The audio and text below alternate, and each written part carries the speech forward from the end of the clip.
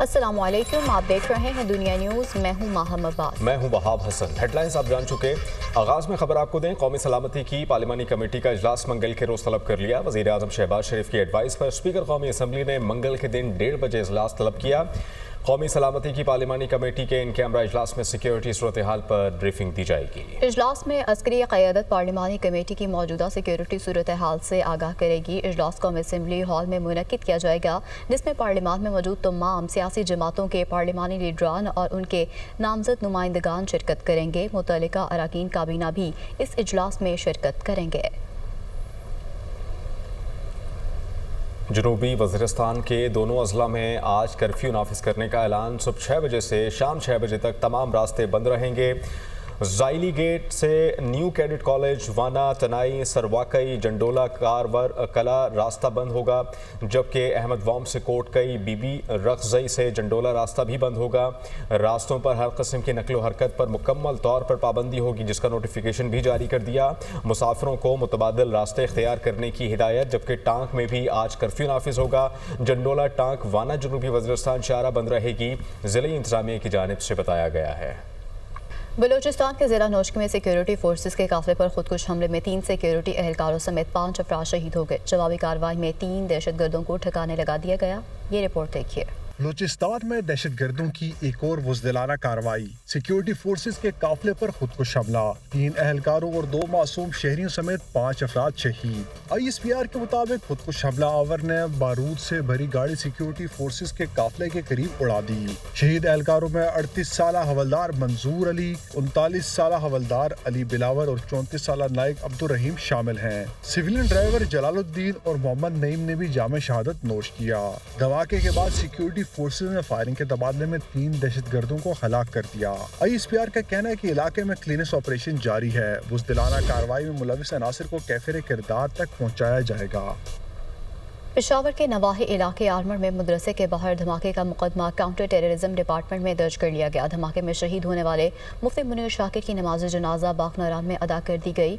पेशावर से शहजादा फाहद की रिपोर्ट देखिए। पेशावर के नवाही इलाका उर्मड़ में मदरसे के बाहर धमाके का मुकदमा CTD में दर्ज कर लिया गया। मुकदमे में कत्ल, इक़दाम कत्ल, दहशतगर्दी समेत दीगर दफात शामिल की गई हैं। मुकदमे के मतन के मुताबिक धमाके में 600 ग्राम बारूदी मवाद इस्तेमाल हुआ। धमाका खेज मवाद मस्जिद के छोटे गेट के सामने नस्ब किया गया। मुफ्ती मुनीर शाकिर के गेट से दाखिल होते ही धमाका हुआ। धमाके में मुफ्ती मुनीर शाकिर जाँ बहक, जबकि 3 अफराद जख्मी हुए। मुफ्ती मुनीर शाकिर की नमाज जनाजा बाग-ए-नारान में अदा कर दी गई। नमाज जनाजा उनके बेटे अब्दुल्ला शाकिर ने पढ़ाई। नमाज जनाजा में बड़ी तादाद में सियासी, मजहबी और समाजी शख्सियात ने शिरकत की। सोशल मीडिया पर मनफी प्रोपेगंडे का मामला, जॉइंट इन्वेस्टिगेशन टीम ने पाकिस्तान तहरीक इंसाफ के 16 अफराद को दोबारा तलब कर लिया। ज़राई के मुताबिक इनमें सैयद फिरदौस शमीम नकवी, मोहम्मद खालिद खुर्शीद खान, मोहम्मद हम्माद असर शामिल हैं। तलबी के नोटिस वसूल करने वालों में ओन अब्बास, मोहम्मद शहबाज बशीर, जबकि वक़ास अकरम और तैमूर सलीम खान समेत दीगर भी शामिल हैं। ज़राई के मुताबिक चेयरमैन पाकिस्तान तहरीक इंसाफ बैरिस्टर गौहर, रऊफ़ हसन और शाह फरमान जॉइंट इन्वेस्टिगेशन टीम के सामने पेश हो चुके हैं। 14 मार्च को बानी PTI की बहन अलीमा खान तलबी के बावजूद पेश नहीं हुई थी। JIT ने अब अलीमा खान को 19 मार्च को तलब किया है, जिसके नोटिस भी जारी किए। इन अफराद के खिलाफ तहकीकात रियासत मुखालिफ प्रोपेगंडे के हवाले से की जा रही हैं। वज़ीर आज़म के मुशीर राना सनाउल्लाह कहते हैं कि पाकिस्तान में दहशतगर्दी की कार्रवाइयों में भारतीय एजेंसी रॉ का हाथ है। दहशतगर्द अफगानिस्तान में तैयारी करके पाकिस्तान में कार्रवाइयाँ करते हैं। भारतीय मीडिया प्रोपेगेंडा कर रहा है, कोई बंदा मिसिंग नहीं है। वो फैसलाबाद में प्रेस कॉन्फ्रेंस कर रहे थे। पाकिस्तान के अंदर दहशतगर्दी की जितनी भी कार्रवाइयाँ हो रही हैं, इसमें जो है वो इंडिया की जो इंटेलिजेंस एजेंसी रहा है, तो ऐसी सूरत हाल हो कि कई 100 लोग जो हैं वो लापता हों, तो उनके कोई लवाकीन हो, कोई आगे पीछे कोई बंदा बात करे कि जी हमारे लोग मिसिंग हैं, कोई ऐसा मामला नहीं है। ये सिर्फ इंडियन बैक प्रोपेगेंडा है। वही गुफ्तगू जो है वो वही प्रोपेगेंडा और वही जो है वो एक बेराह रवी का जो प्रोपेगेंडा है वो इंडियन जो है वो मीडिया कर रहा था, और वही वो एक सियासी जमात का सोशल मीडिया विंग जो है वो कर रहा था। तो ये इंतहाई काबिल अफसोस है। किसी ग्रैंड ऑपरेशन की ना कोई ज़रूरत है, ना कोई ग्रैंड ऑपरेशन की कोई शक्ल होती है। جو انٹیلیجنس بیسڈ آپریشنز ہیں وہ آلریڈی ہو رہے ہیں اور وہاں پہ ان دہشت گردوں کو جہنم واصل بھی کیا جا رہا ہے. پوری قوم کو جو ہے وہ اپنے شہداء کے ساتھ اپنے غازیوں کے ساتھ کھڑا ہونا چاہیے اور ان دہشت گردوں کے خلاف پوری قوم کو یکسو ہونا چاہیے. سابق وفاقی وزیر فواد چودھری کہتے ہیں کہ دہشت گردی سے نمٹنا ہے تو بانی P T I Nawaz Sharif, Peoples Party Maulana Fazl الرحمان اور اسٹیبلشمنٹ کو اکٹھا بٹھا دیں.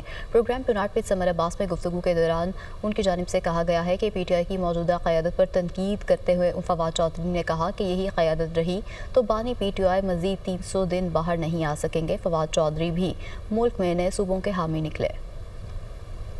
میں نے اس لیے یہ بات کہی تھی کہ آپ اگر سنجیدہ ہیں تو پھر جہاں پہ ڈیسیژن میکنگ کا اختیار ہے ان لوگوں کو آپ اکٹھا کریں. اصل آدمی جو پی ٹی آئی ہے اور جو پاکستان کی نمائندگی کرتا ہے وہ عمران خان ہے. نواز شریف ہوں، پاکستان میں اس وقت جو 3 پارٹیز ہیں، پیپلز پارٹی ہے، نون لیگ ہے اور پی ٹی آئی ہے، یہ تینوں پاکستان کا ایسٹ ہے. یہ تینوں نیشنل پارٹیز ہیں. ان میں ٹلٹ ہو سکتا ہے لیکن یہ نیشنل پارٹیز ہیں. یہ پاکستان کی بات، یہ ایکسٹریمسٹ نہیں ہے، یہ ملیٹنٹ نہیں ہے. ان تینوں پارٹیز کا بہت اہم کردار ہے اور ساتھ مولانا فضل الرحمان کا، بیکاز وہ اس علاقے میں.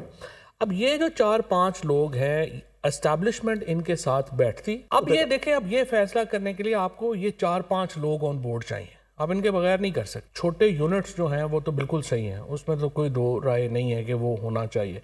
یہ ویبلٹی کے کتنے ہونے چاہیے، کتنے نہیں ہونے چاہیے، اس کے اوپر آئی تھنک ایک رپورٹ پہلے موجود ہے، اس کو پڑھ لیں اور رپورٹ بنوانی ہے تو ریسورسز دیکھ لیں، چیزیں دیکھ لیں. اس کے علاوہ بھی میں سمجھتا ہوں کہ اگر آپ نے صوبے نہیں توڑنے، کیونکہ سینسٹیوٹی ہے کہ یہ صوبہ سندھ کہتا ہے جی ہم نے نہیں توڑنا یا یہ نہیں توڑنا، حالانکہ مجھے نہیں سمجھ آتی کہ یہ سارے صوبے پہلے پنجاب کے علاوہ باقی صوبے تو بعد میں ہی بنے ہیں نا. آپ جو سندھ ہے اس میرے خیال میں آپ صوبے رکھ لیں، ان کے اوپر گورنر رکھ لیں اور نیچے چیف منسٹرز ختم کر دیں.